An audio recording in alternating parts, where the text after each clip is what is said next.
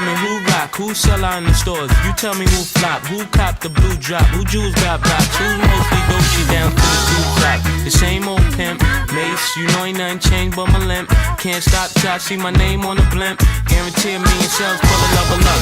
You don't believe in Harlem World, nigga, double up. We don't play around, it's a bet, lay it down. Niggas didn't know me 91, bet they know me now. I'm the young Harlem nigga with the Goldie sound. Can't no PD, niggas hold me down. November month is a month for entrepreneurship. It's National Entrepreneurship Month. Entrepreneurship, or should I say, entrepreneurs are very important for every economy. Entrepreneurship is not just important to drive the economy, but also to help in creation of jobs.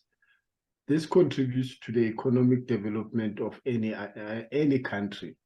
Today's podcast, we're looking at entrepreneurship as a career or as a journey. And fortunate enough, myself and Nikki are both entrepreneurs.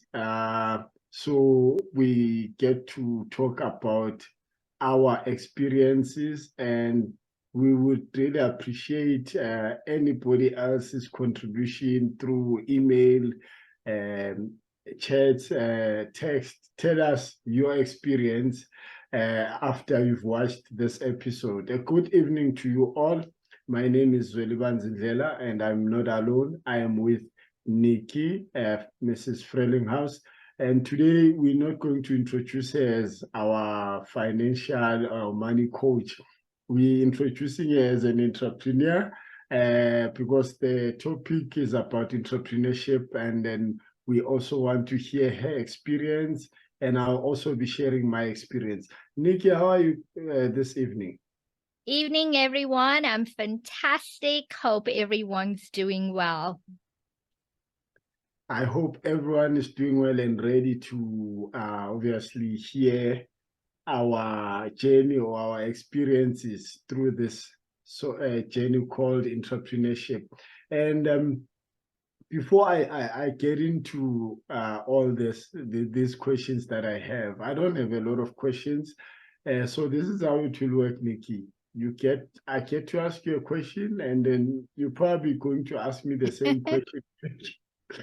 Or you can phrase it in any other way that you want to ask that question. But it's just for us to share our experiences and our understanding. And obviously, what we limited to knowing is not what everyone would experience. It should be said that our experiences are different. Nikki, tell us about your business. When were they founded, your businesses, and what do you do? Okay, Zweli. So my first business, Opulentus Wealth, was founded in July 2015. Opulentus Wealth is a fee-for-advice advisory practice. So basically what it means is if clients are looking for advice, they come through to us. In exchange for the advice that we give, we charge a consultation fee. This is very different to what some clients may be accustomed to. There are a lot of brokerages out there where they offer clients free advice in exchange for a financial product. So the way we do business is very different. Advice comes first. If there is what we call a product implementation or implementation of a product, someone in the team takes care of it, or else we refer clients to other companies who can take care of that for us. So that practice has been going on for about 8.5 years and counting. I'm very blessed and grateful that we were able to successfully move through the COVID era, slightly impacted, but not so much in terms of other similar businesses who had to close down their doors. So very blessed and grateful from that perspective. The second business, Imali Coaching, was founded in Jan this year, so it's still a little baby, a few months old. And the thought for Imali Coaching came about during the COVID time period. Now, as a certified financial planner, A lot of my clients hold investments, and during COVID time, markets starting swinging all over the show, there was a great deal of volatility, and you found that clients' investments went from here to here. And from an advice perspective, the appropriate advice to give to clients is to stay invested in the markets, wait for markets to turn around, wait until you gain back your initial capital, and then you can look at opting out of the market.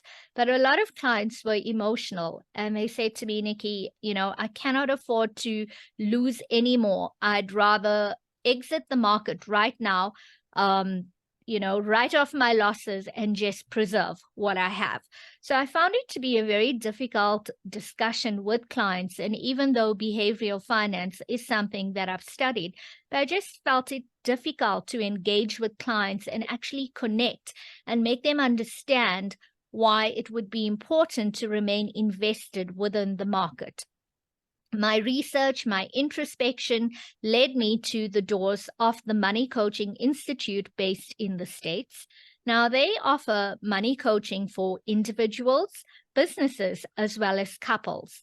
I spent some time with the founder getting a better understanding in terms of what this whole concept of money coaching was about.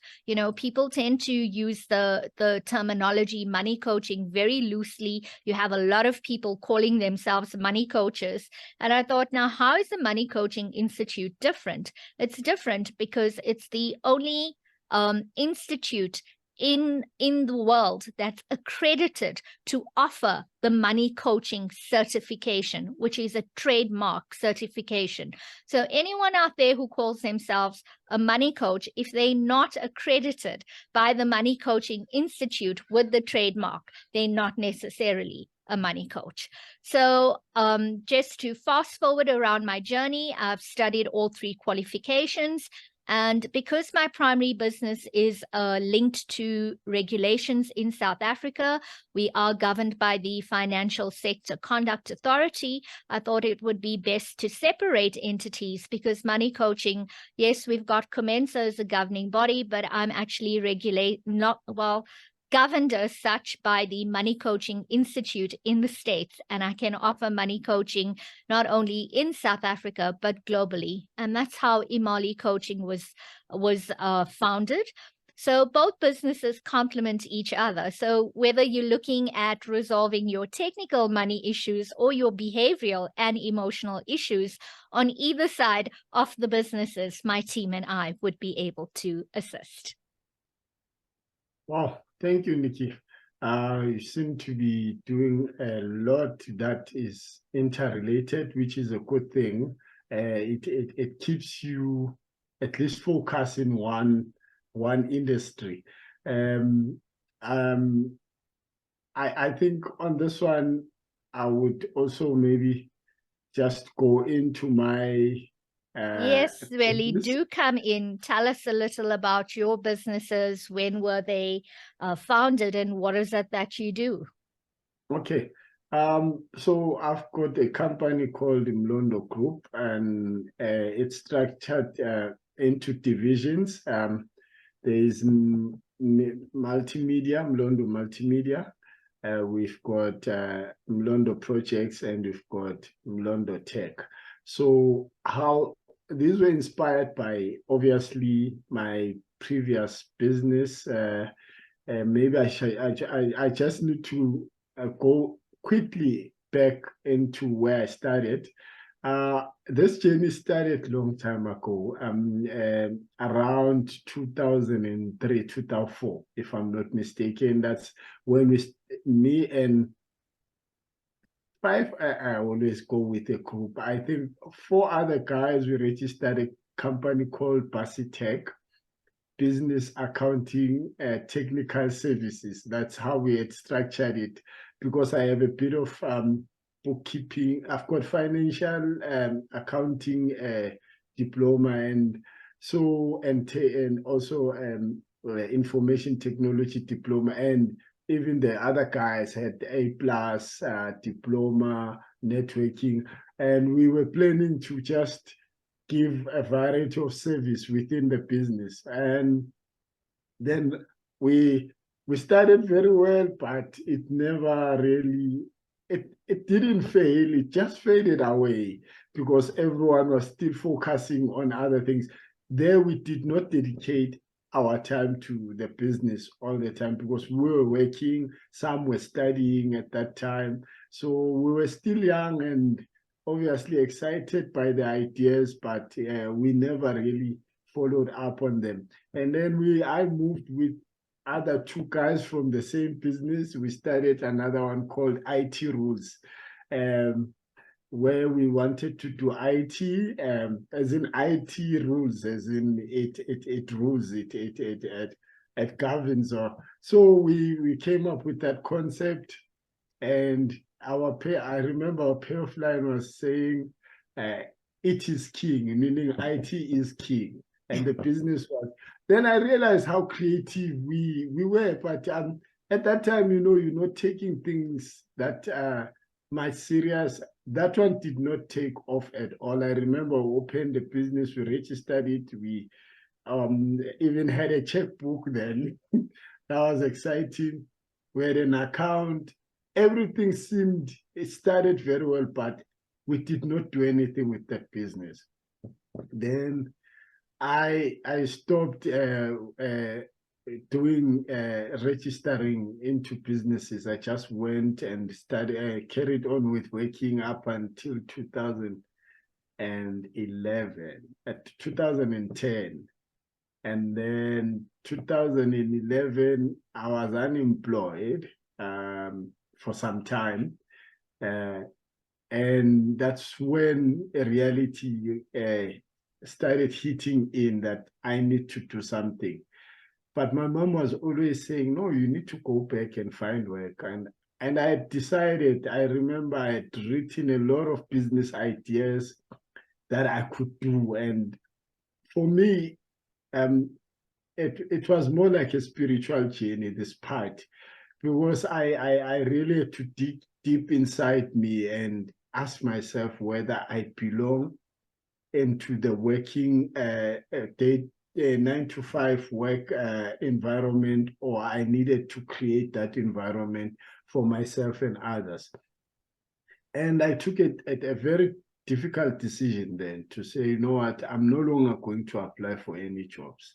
Because I did try and went to a couple of interviews, but it wasn't happening. And I just felt like these were symbols or signs that I should be doing something for myself.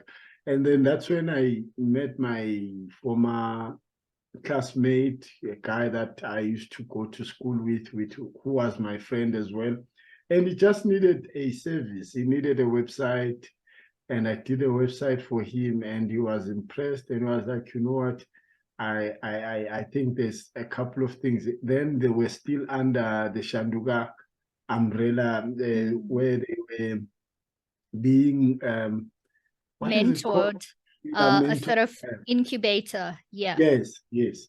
It was in Sunning Hill. And I always went there, and I was inspired by the environment, because there I used to see other entrepreneurs who were part of the program, and they were all, each person had a desk, and that's where they were running their business. I was like, I thought you needed a big office to run a business. That's when I realized that you don't really need a lot to start. You just need to start. And I started helping them a lot with work and with some of my experiences. And that's when I got into events technology, which is what we are currently doing at Mlondo Group. That is database management, RSVP management, on-site registration and accreditation. That's how we started. I started helping them until we were invited by one of a lot of people would know him, one of the leading entrepreneurs at that time. His name is Lebu Kumuluz. I don't know if you know him. He invited us to join him. He wanted to start 12th division. He started a company called Izani. Izani means come all. And he was opening divisions for different entrepreneurs. If you've got skills for IT, if you've got skills for media, if you've got skills for journalism, just like that. And we were the IT guys, but we dealt mainly with events because he was an events person. And he gave us a platform, and we did not rely on him. What he promised, he couldn't really deliver. But we were grateful for one thing, for the opportunity that he gave us. He gave us the opportunity to lean on his company's name, and that also worked because we were getting a couple of events because of his name, but nothing much except for mentoring us there and there. And we just ran with that, and he was not too fussy because we made our money. It wasn't a lot, but we made our money, and he did not really mind under his company. And then we decided, we wanted to be independent, and that's how we started House of Thought, HOT. So HOT was already registered. We met a guy called Lungani, and then we worked together. And that's where I really believe that my entrepreneurship journey really started. I started seeing results of that decision that I took 2 years later. That was in 2013.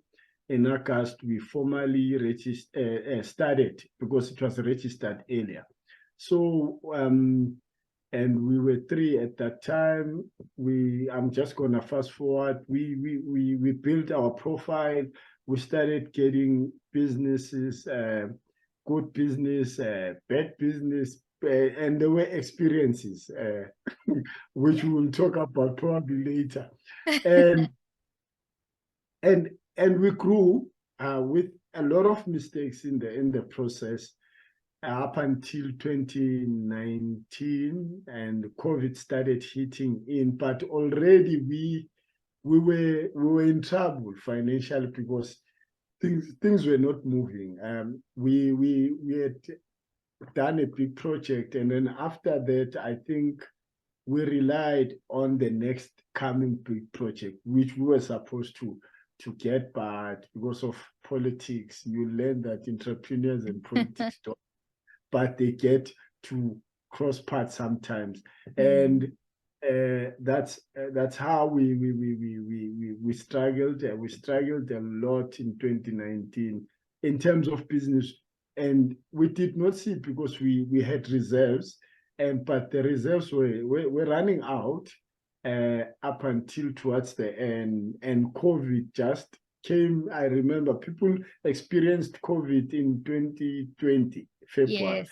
COVID started 2019, late in November. And we could experience that there were challenges, and even with change of presidents with us, we experienced a different thing. Because there was a lot that was not longer happening, especially events were no longer happening, and we just did not see any business coming through. And then COVID hit us. I think that was the end of us because mentally we were waiting for big things. I remember we had a big project that we got partnership with one of the big companies, and that probably killed us mentally because we were waiting, and COVID kept on making this thing postpone up until we started really struggling, really, and everyone was trying to make ends meet, and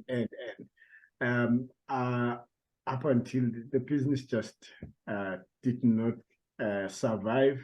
It suffered, and to a point where we had a discussion and there were fallouts.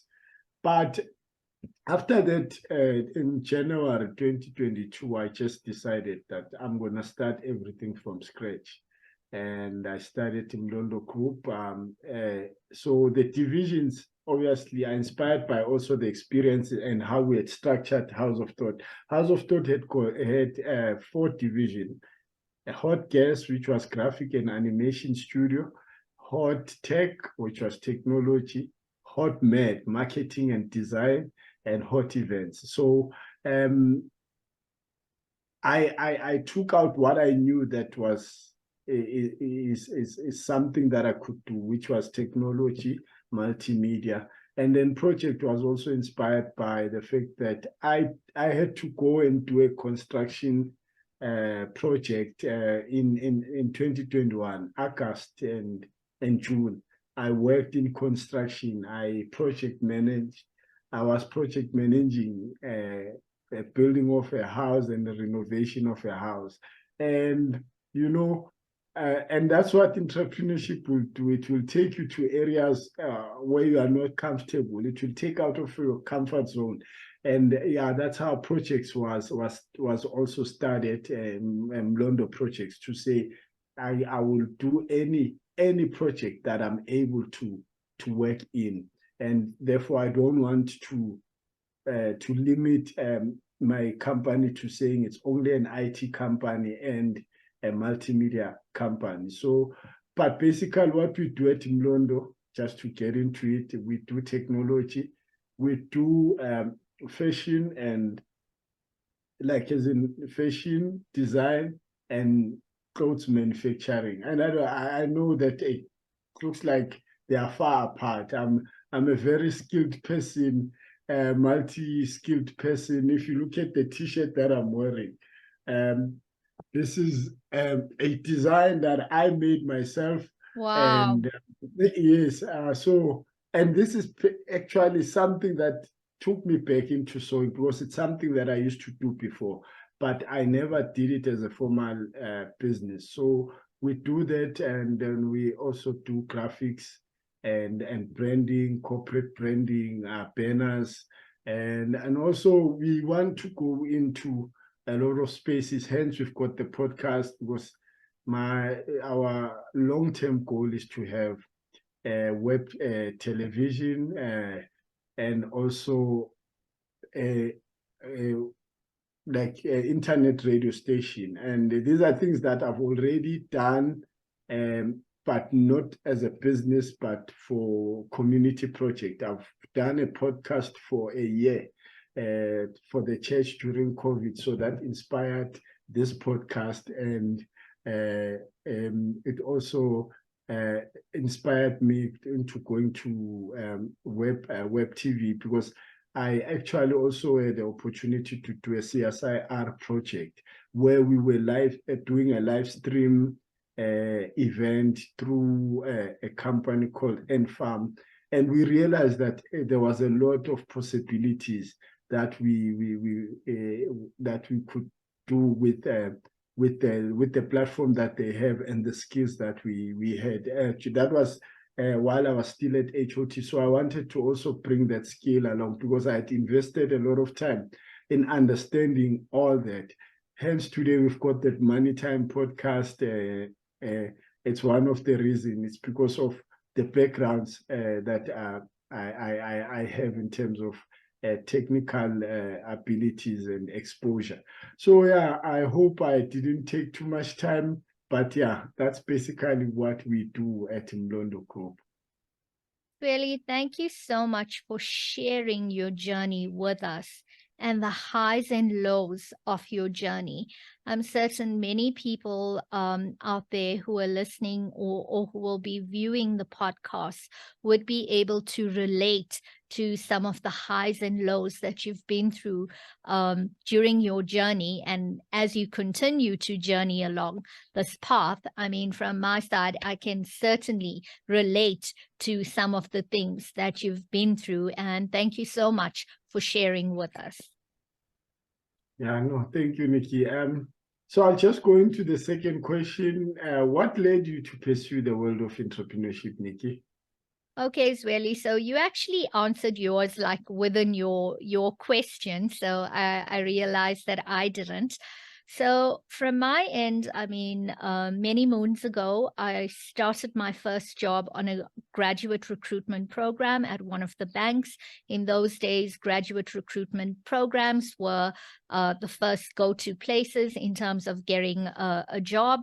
Learnerships came about a few years later. So, and that was what kickstarted my corporate career. And just to summarize it, I spent a few years in corporate, and that was how I was exposed to the world of financial planning. And I also spent some time working at one of the top 4 banks in South Africa, working in their business division, providing financial, or should I say business planning, to their business clients. And I'd say that was when the entrepreneurial bug sort of bit me, you know. In order to provide business financial planning to a client, you have to understand the finer dynamics in terms of their business, be it the sector that they're operating from, be it their financials, be it their marketing, be it their business plan, and how is it they're generally running their business. And I found myself very attracted to working with the business owners. And I found that I was very quickly able to learn about businesses, the different facets of business. And very early in my career, I realized that I would like to open up emphasis on a practice in the future and not a brokerage. But I also realized that I would then need things like management skills, leadership skills, etc. And that is how I actually carved out my corporate career, moving into different roles to allow me to gain experience, which will further help me when I would then move into my practice or businesses in the future. But added to that, during that time period, I also started working with a life coach. And that's when the concept of following your life's purpose, or understanding your life purpose, was introduced to me. And that's when I realized that my life purpose was very largely linked to being of service to people. And for me, that translated being of service to people through the work that I do, which is in terms of offering my financial planning and money coaching services. Wow, thank you. I think one thing that I think I resonate with, but also that came out, is understanding your life purpose. Because, like I said, with me, it was more of like a spiritual journey when it came to that decision itself. Now, and I want to put it out there because we have people that will come out and say, hey, and this is a public now announcement, that person who's famous would say to everyone, you know what, we all need to start our own businesses. And you know, if you take that approach and you think about it practically, it's not going to work. And I'm not saying I'm one of the selected of the few that are supposed to go into entrepreneurship. No, I'm just saying that it's not a journey for everyone. Yes. And we cannot all be entrepreneurs. It cannot happen. We're going to have people who are skilled to start business, then there's going to be people who are skilled to carry this business forward. Yes. And to manage these businesses. Because somebody else might start the business because they've got finances, but they do not have the skills. Then they would hire people with skills who would manage this business and hire more people and contribute towards the economy. So the experiences are going to be different, but just to support what you just said, understanding your life's purpose would really help you make a decision whether you should go into entrepreneurship or you should stick to being a public doctor, a private hospital doctor, or a public hospital doctor, than to start a surgery. Because yes. It's not always going to be a chartered accountant who's got his own office, but you might be a chartered accountant for a business. Yes. So we shouldn't make that mistake when we make the decision. Try and find out what is your purpose here in this life, and then once you understand that, then you can easily make those decisions without really making bad decisions. So yeah, I think with that one, I'd already explained what would have led me. I think it was strictly me knowing deep inside, I knew I had to do it, but the pressures of being unemployed pushed me. So it was like life was really trying to push me to say, if you're not going to make that decision on your own, these lessons will teach you to do it. So yeah, I would say that's how God was speaking to me around that journey, to say, if you're not going to start it from knowing that you have, because I always knew that it's something that I want to do or I have to do, but it was like I was pushed now to start it. So that's basically how my world of entrepreneurship started. I was pushed by circumstances and challenges. So, and there are a lot of people that would ask me, what led you to do it? And I told them the truth. But then also there are people who are planning to do it, and we need to say this, that do not start when you're not ready. But also, especially if you've got a job and you've got enough time to plan your things, save money, start making your researches, put your ducks in a row. Don't listen to a speech by Nikki or Zweli and tomorrow you wake up and saying, tomorrow I'm not going to work, I'm starting my own business. It's not going to happen the same way for everyone. Some people will be pushed into it. Some people will plan it, like Nikki said, that she understood her purpose already. She had put that goal forward to say, in the future, I want to do this. Then she wanted to achieve 1, 2, 3, meaning put away money, do this.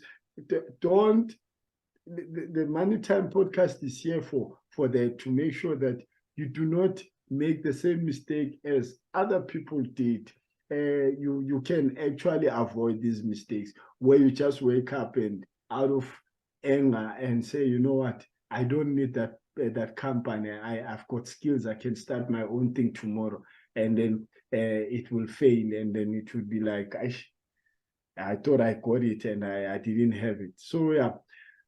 Zweli, on that note, then, can you maybe share with us, and you have alluded to a few already in your responses, just some of your challenges as an entrepreneur?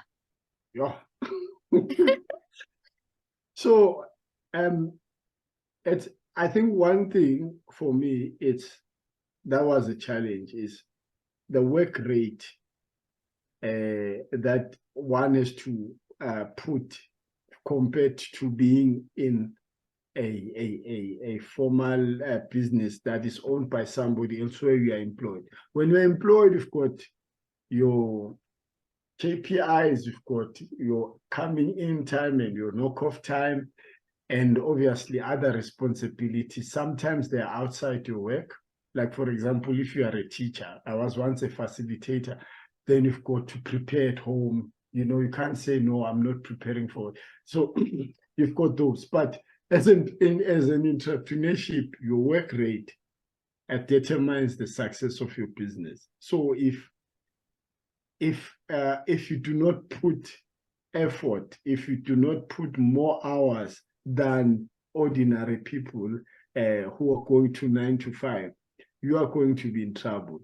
So the challenge is the work rate. For me, you have to put extra hours. When they say entrepreneurs do not sleep, it's not a lie.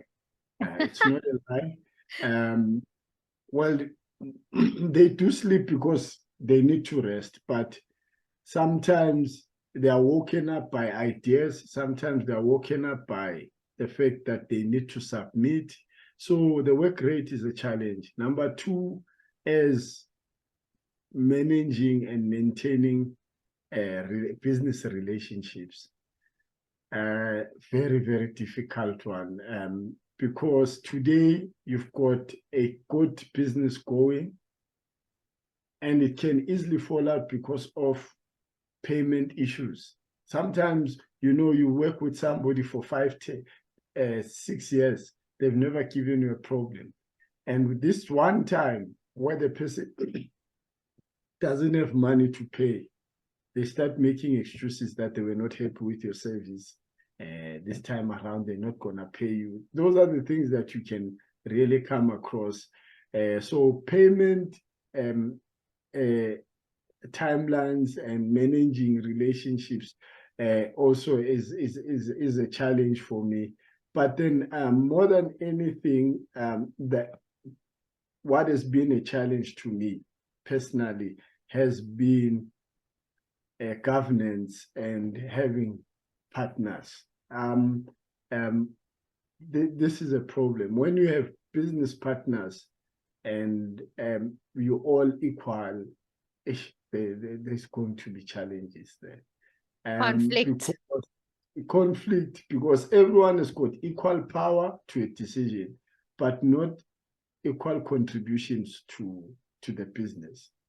So when I say, for example, you'll see that because on paper we are all 25% owners, but when we look at the work rate that everyone is putting, it's not 25, 25, 25. Somebody's putting 50, somebody's putting 25, somebody's putting 10, somebody's putting 15. And if you look at that, that makes it 100% functioning business, but not everyone is pulling their weight the same way. But when it comes to decision making, it has to be equal contribution when it comes to that. And sometimes the person with the right decision will fail, and just because voting does not allow you to take that decision. So this is one thing that has been a challenge, and I'm not saying people should not partner with anyone, but personally that has been my challenge in entrepreneurship. And hence I decided that whatever that I'm studying now, I am going to partner with people on projects, but not on equity, because it has shown to be a problem in my experience when it comes to having to take decisions for the business. And this could be life-changing decisions for the business, or they could be decisions that takes the company down to the drain. So yeah, that has been a challenge, I think, throughout my entrepreneurship journey. And yeah, those are the few that I can think of, but there's a lot. Just on my feet, also satisfying customers. It's also not an easy thing. I've noticed, especially with what we do, software development, most of the time, a client would not know what they want until you start showing them something, and they start having a lot of ideas. They become now the creative team after you've demonstrated what you've brought to the table. At first, they did not have an idea, but once you start bringing in the product and they start seeing it, they start being the creative team that, yeah, you see now, we want this, and it's no longer the scope of work. They're extending their requirements, and once you start saying that's going to cost more, it's like you've just threw an F word to them because of the language has changed. But yeah, there's a lot of challenges, but those are the few that I can think of. So Your experience? Yeah, so it's really from my side, my experience. I mean, viewers, listeners, this is not this isn't a rehearsed podcast. So everything we say to you is live, and Zweli and I haven't had the discussion around our challenges. And the first thing I can say, every single challenge that Zweli has mentioned is a challenge that I've been through in some shape or form myself. But just to add to that, a few things that have been challenges for me, and some of them still continue. The first one I'd say is my businesses are all self-funded. So I spent many, many years saving up to actually have the capital to exit a corporate job, to launch my businesses, and to self-fund them. And as a result, I've got to be very mindful of how I use the business's money, not my money, the business's money. And because of that, I find that I am the person who speaks to individuals and businesses about cash flow management. Yet on a daily basis, my skills around cash flow management is tested. And there are times like during the COVID time period, which was a challenging time period for my practice, I had a choice. Do I pay myself or do I pay the staff? And that's when, as a founder or a director of the business, you've got to make some very challenging businesses. And for me, I was happy to forego a salary to keep the lights on at my business premises and to actually put food on the table of my staff members. So that was one thing that I still continue battling with, is cash flow management, right? While I look at my other colleagues at corporates, earning their bonuses and earning their salaries, jetting off to exotic locations, changing cars every 2 to 3 years, upgrading their homes, and I've got to just remember my why, and I've got to be mindful of how I manage cash in my business to keep my business going for longer. One of the other challenges that I battle with is, when you the director, the team looks at you for answers. If there's any challenge, Nikki, how do I? Nikki, how do I? And there's some days, like when you have so much going on in your mind, like I think, but the answer is simple. Surely you can figure it out. You do not need me for everything, and sometimes I feel that pressure of the reliance on me is so high at times that some days I want to be like, you know what, can I just quit this business, or can I just have someone not ask me for answers just for an hour so I can just breathe and be. So that's a challenge that I struggle with. Something else that Zweli hasn't mentioned, and a lot of businesses have struggled with this and continuously struggles with this, is actually the impact of load shedding. Now, whether I'm working at my office or whether I'm working from home or whether the team's working from home, we all have load shedding. We all have load shedding devices, inverters, generators, etc. So we're not impacted by load shedding. However, we work with clients. And if those clients do not have backups for load sheddings like generators or inverters, it affects our business. So on any day, we can't say, okay, this is what my day is looking like. I've got 6 appointments. At any point in time, those 6 appointments could end up being 0 appointments because all your clients would cancel because of load shedding. And because of this, we found some innovative ways of doing business, because if clients can't make it to us because of traffic, then we tend to do online meetings. Alternatively, some clients will say, I've got load shedding. My PC battery is, not charged. Then we do a WhatsApp call. So that, for me, this impact of load shedding has been very frustrating, but it's something that I've made peace with.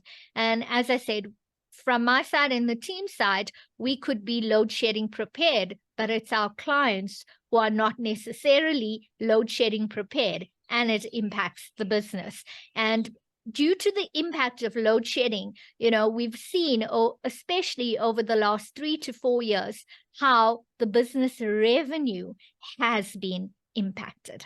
And I'm certain some of you who are business owners and who are listening to this podcast can certainly relate to that. The last thing for me is, being a smaller wealth management practice, I compete with all the larger wealth management practices out there. I wouldn't necessarily say compete. I offer a similar service, yet I'm a much smaller practice. Now, with larger companies, they have a much larger marketing spend, whereas a smaller practice like myself does not have the millions that they do in terms of advertising, marketing, etc. So for me, that tends to be a challenge at times, but Zweli said something important. You know, he spoke about customer service and relationships with clients. And being in practice for 8.5 years and counting, I've got to say our good service and level of professionalism that we offer to clients brings us more and more referrals, as opposed to us actually having to spend on marketing and advertising.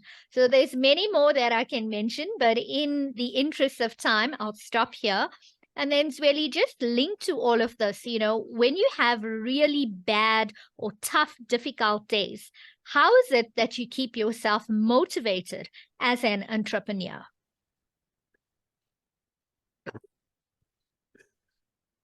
You know, the funny part is that you still get those days, the most difficult days, where you think you've seen it all, and then and a fresh one comes, you know. And this one is, and it's a recent thing.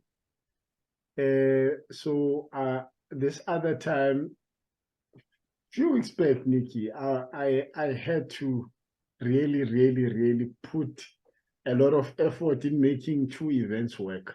I had to move from one province to another to do another event, and I was exhausted and tired. I couldn't fly to the other province. I had to drive because of the airports and all that. And I left somebody responsible. So because my thing is that at least if we can start a day and then I'm settled and I know that, okay, everything went well today, I can move to another event and leave somebody. It's not that I don't trust any, but I believe I always want to be there on the beginning of the event to make sure that everything went smooth.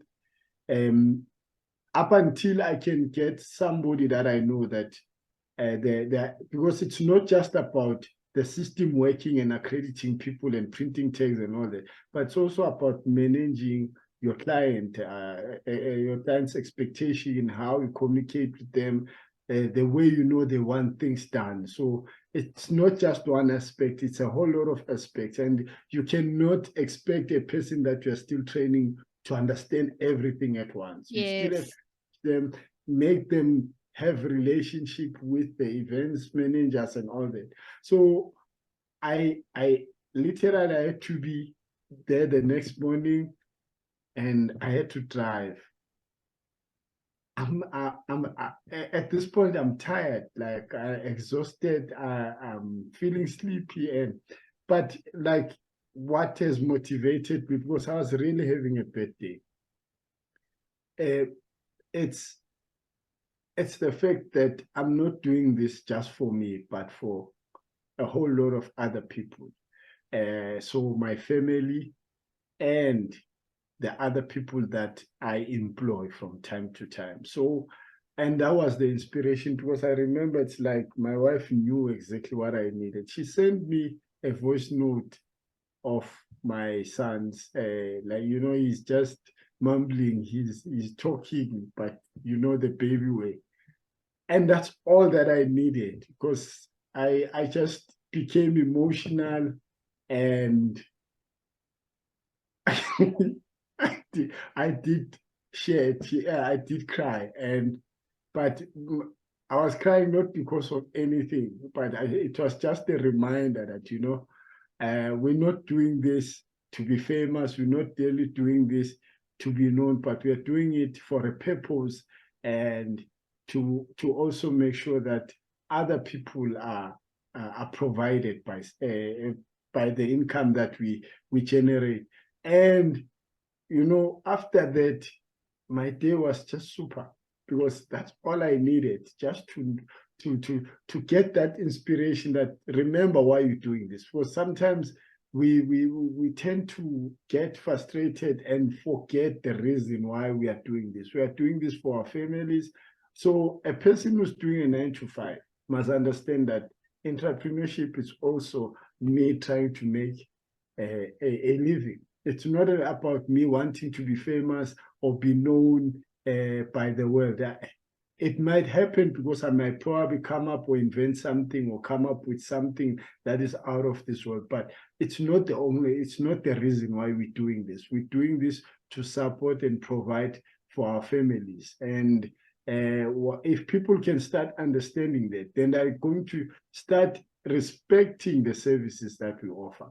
You know, sometimes it's difficult for me to take, most of my family members will not take something to me anymore to cut a trouser for them to be to make it maybe a different size, like cut me this trouser and make it maybe 2 inch less.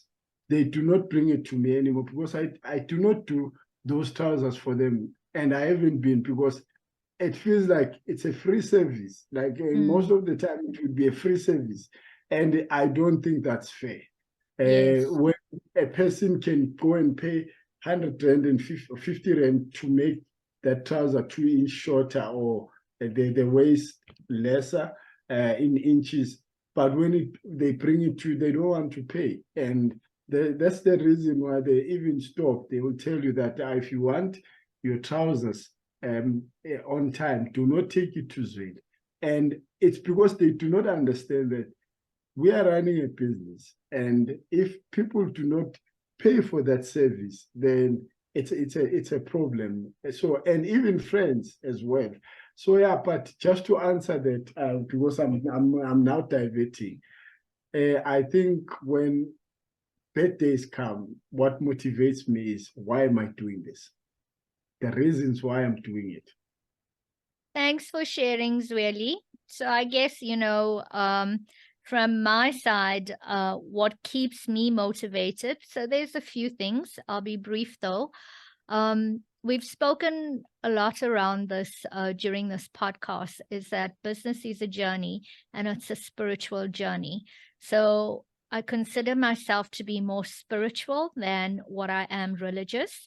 So when I have tough, challenging days, I seek I go inward spiritually, and I do a lot of meditation. So there's a book that's helped me a lot.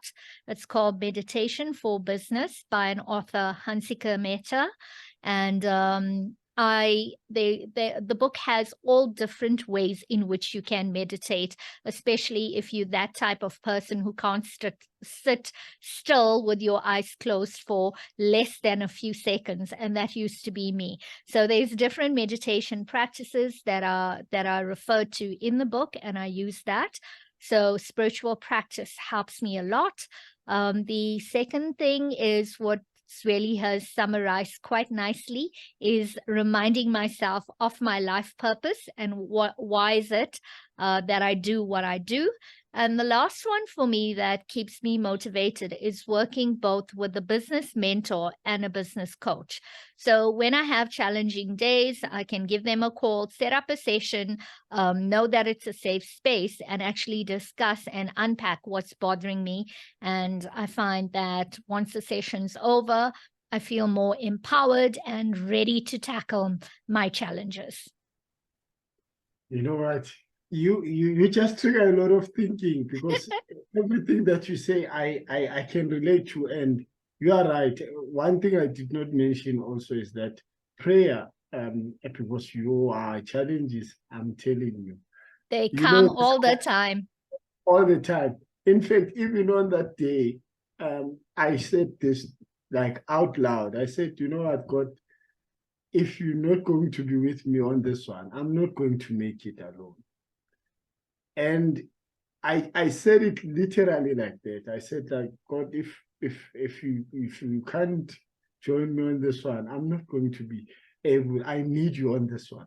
And not because of I only need him then. I know I need him every day, but I had to emphasize that without you on this challenge that I'm facing right now, I'm not gonna make it. Because also the risk of being tired and getting into an accident is one of the things that was also in my mind to say, today I'm really tired, to drive to another province, and then with them, they're expecting me to be there on time and deliver. And they would not even see what I went through the night driving to that province. So, and God, came through for me, because I did experience challenges with getting sleepy, but and where I just took the right decisions everywhere, where I took a stop and took like a 45 minutes nap, and that was a power nap for me, that took me through up until I got to the next province, and I made it on time. Even the decisions I took were right all the time, in the process of getting there, because I still had certain things to be delivered, and I had to make calls during my travel to make sure that by the time I get there, everything was in order. And on the day, everything went accordingly, and I'm like, hey, what, thank you. So you are right, and the spirituality also helps to be in contact with God, also helps to get to these difficult times. But then you said something else, that you need a mentor and a coach to inspire you. You know what? I'm grateful. I feel blessed, because this platform for me does that a lot for me. There's a lot of things that I learn during the podcast, and from you, Nikki, we always have our offline conversations, and you are always there to say, Zweli, this is how you need to do this. This is how you need to do this, and I really appreciate you, and thank you very much, because you also keep me motivated. And there's a lot that you've done. I cannot start, and I can start another podcast about that, to talk about the literal changes that you've brought into my life, in terms of the journey itself for business. But yeah, so yeah, those are the things that keeps us motivated. Lastly, Nikki, words of wisdom to listeners and viewers out there who are considering moving into entrepreneurship. Sure. So, Zweli, you've also touched on this one, and I'll just add a little to it, is plan before you decide to start a business, especially if you're in a full-time job where you're accustomed to earning a monthly salary. I cannot emphasize on how important that is. I tend to think that a lot of people out there tend to look at business owners and they fantasize about how amazing it would be to be a business owner. You can start whatever time you want to. You can work whenever you want to. You make your own rules. But as you've mentioned, Zweli, you work much harder as an entrepreneur than what you did as a facilitator or during your days when you were in a 9-to-5 job. And I can certainly say that I work much harder as an entrepreneur than I ever did as an employee number. And people don't get that, especially if they're employee numbers. They'll often make silly comments. Oh, are you not available? Oh, are you still working? Oh, why do you work so hard?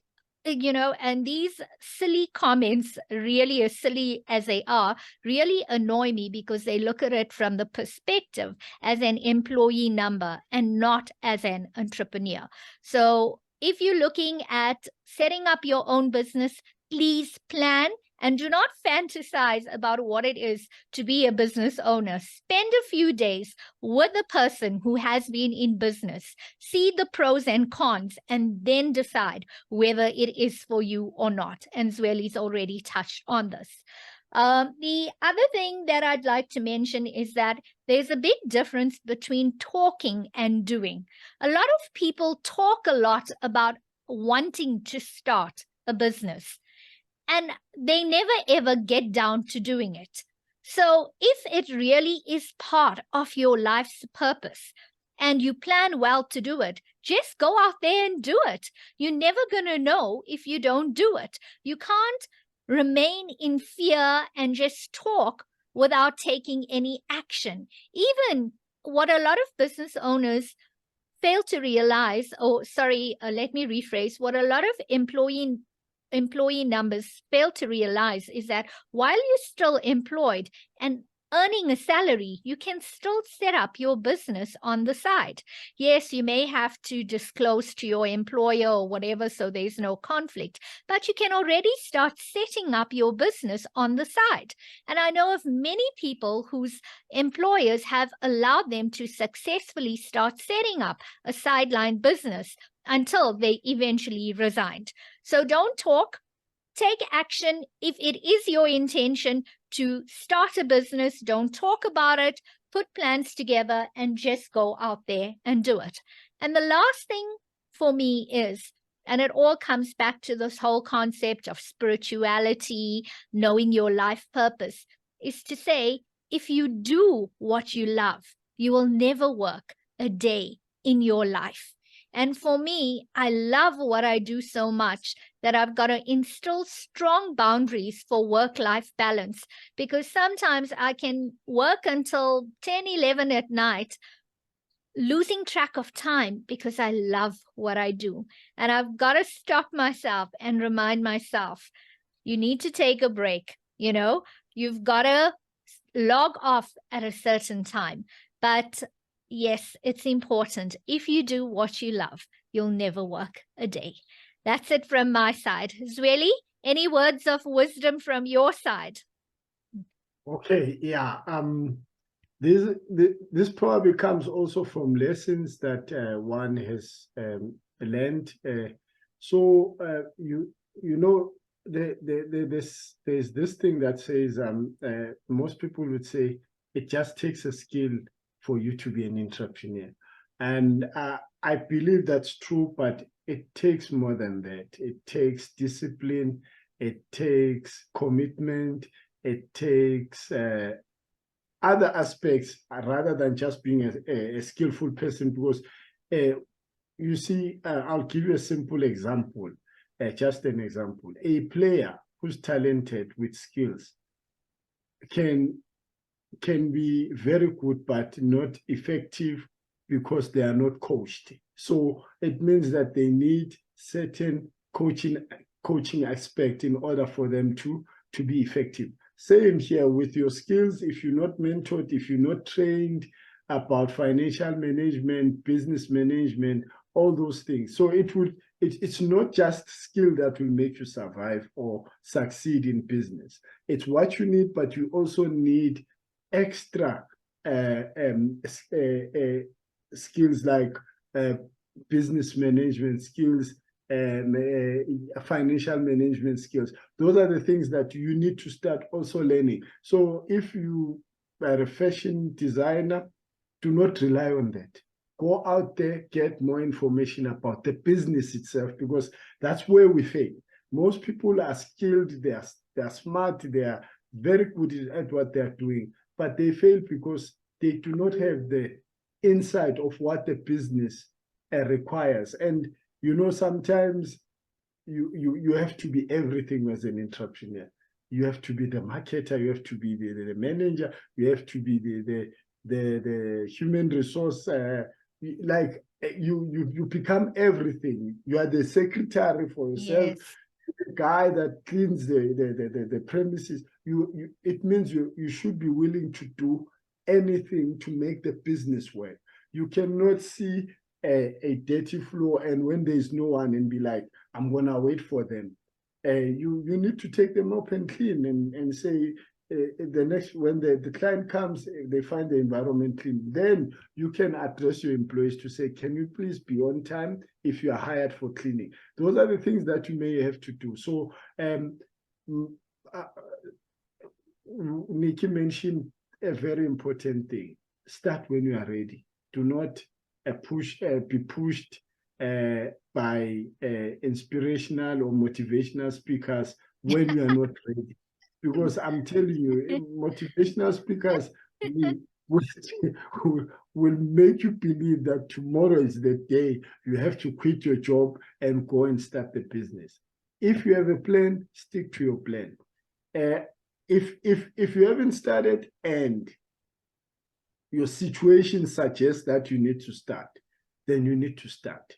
For example, if you're unemployed, you've got no income, but you've got skills, then this is the right time to start. It is now. After watching this podcast, go to Cypro, go and apply for a business. Because one other thing, Nikki, that we need to also maybe give information on is what is required to start a business and the cost.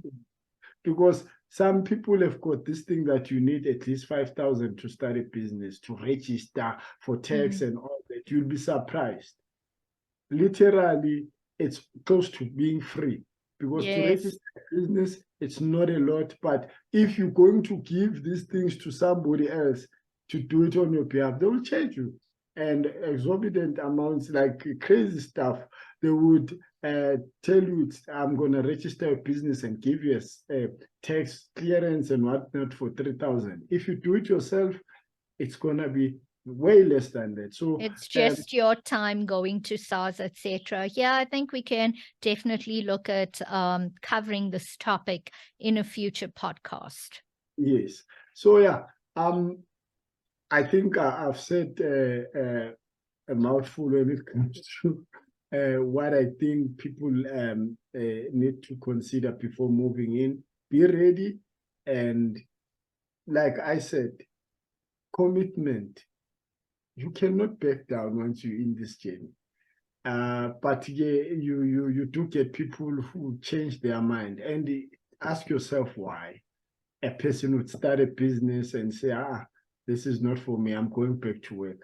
And they go back to their original position where they used to work. They reapply for that post and they welcome them back. It's because they were good at what they were doing, and they were just taken by emotions. They fought with their manager and thought, I can do this, you know?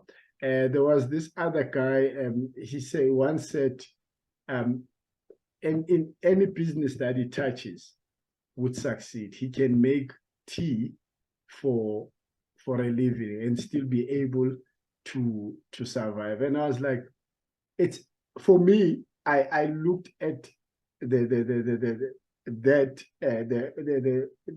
content, what he was saying, to say, you know, if you are good at what you're doing, you can actually be like that. And what we are saying is that it takes commitment, focus, and discipline. You know, that's the biggest part. Discipline, because in anything that you touch, whether it's money, your decisions, your policies, you need that to instill that discipline within you yourself, the entrepreneur. So yeah, those are the difficult things that one has to consider before going into entrepreneurship. Yeah, Nikki, I think so that it doesn't go overboard, because I know this is one topic that we can never talk a lot about. Yeah, so that's just me, and I just want to thank you, Nikki, for another heartfelt topic. You know, this one was very, very like I wouldn't say the others were not close to my heart, but because we are in this journey, it's far more close to, like it's very close to my heart, because it's something that we are doing on a daily basis, and we experience challenges in it, and we're still able to come and do a podcast and give our time. So it shows that we are really committed to the commitment, and thank you very much for always showing up. And there's never a dull moment with you around and this podcast. So I really appreciate your time, because your time is your money. And when we said Money Time Podcast, it's about everything. We meant exactly this, that we're going to discuss each and everything that we feel and believe that may help somebody else out there. Even if it's one person, we are satisfied, because we have changed one person's life. Nikki? Really, from my side, thank you for those really kind, beautiful words. I sincerely appreciate it, and I appreciate you. Just to echo what Zweli is saying, this is Zweli and I taking our time to give to you as a community. Time equals money. Yes, we know that, but this is our gift to you, because in doing this, we are also fulfilling part of our life purposes. So we hope this podcast moves on to change lives, even if it's just one person out there. And we thank you all for supporting our podcast. To all of you out there who are entrepreneurs who have joined the podcast, I'd like to say Happy Entrepreneurship Month to you. Keep on going. We know you will have good days and bad days, but on your bad days, use our tips. Don't forget, why is it that you're doing what you're doing? Keep moving forward. Our economy needs you. Happy Entrepreneurship Month, and we will see you soon. Good night, everyone. Bye. Bye. Who Jews got back? Who's mostly doshi down to the two top? The same old pimp, mace, you know ain't nothing changed but my limp. Can't stop till I see my name on the blimp. Guarantee me and shells pull a level up. You don't believe in Harlem World, nigga, double up. We don't play around, it's a bet, lay it down. Niggas didn't know me 91, bet they know me now. I'm the young Harlem nigga with the Goldie sound. Can't no PD, niggas hold me down. Cooler, school me to the game, now I know my duty. Stay humble, stay low, blow like Hootie. True pimp, niggas spin no dough on the booty. When you yell, there go Mace, there go your cutie.